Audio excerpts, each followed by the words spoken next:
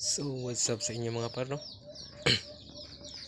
Ngayong araw mga par ay papakita ko pala sa inyo ang bago kong gawang kid strap mga par. So, ito sila mga par, no? So, si 4 ang nilagay ko dito mga par.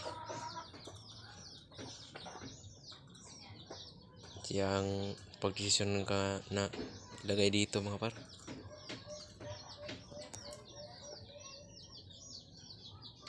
Siya mga par.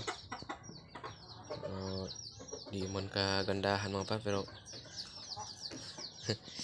maura na ako ni mga par. Maura na to ni. Ito mga par. Ang isa naman mga par ay si Utso. Si Utso akong na pagdesisyonon nga ibalin sa kid strap mga par. So diri siya nakabutang mga par. Diri siya nakalagay mga par.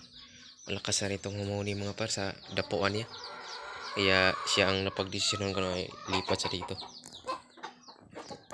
So ito na sila mga par. So try nating i-hunt si Utso mga par. Si Utso muna nating i-try i-hunt. O di pa natin pininturahan. So iwan ko lang kung malapit pa yung alpas nito mga par. So, try lang natin.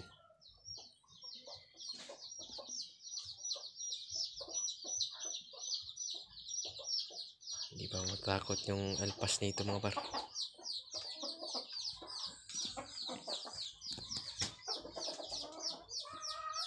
So ito mga par. So abangan nyo pala yung hunting adventure ni Utso mga par. Ito pala si Utso mga par. Isang under training. Tagal-tagal na rin to sa akin mga par. So nasa mga 2 years na siguro.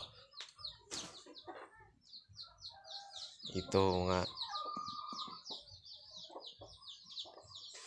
4 years na siguro to mga par. Kalimutan ko sa to mga par kung anong araw to na nakuha na ako po mga par.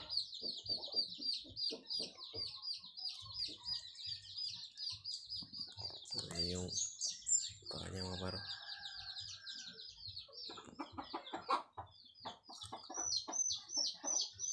Ito naman siya mga par.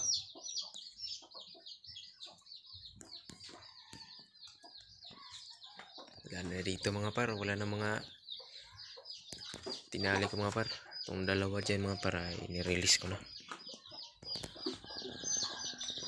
So flex ko lang yung gawa kong kid strap mga par. So abangan rin itong hunting adventure ni 4 mga par. So dadayo kami dito sa amin mga par, ay bihira na lang yung alam ko mga par. So dadayo na lang tayo mga par.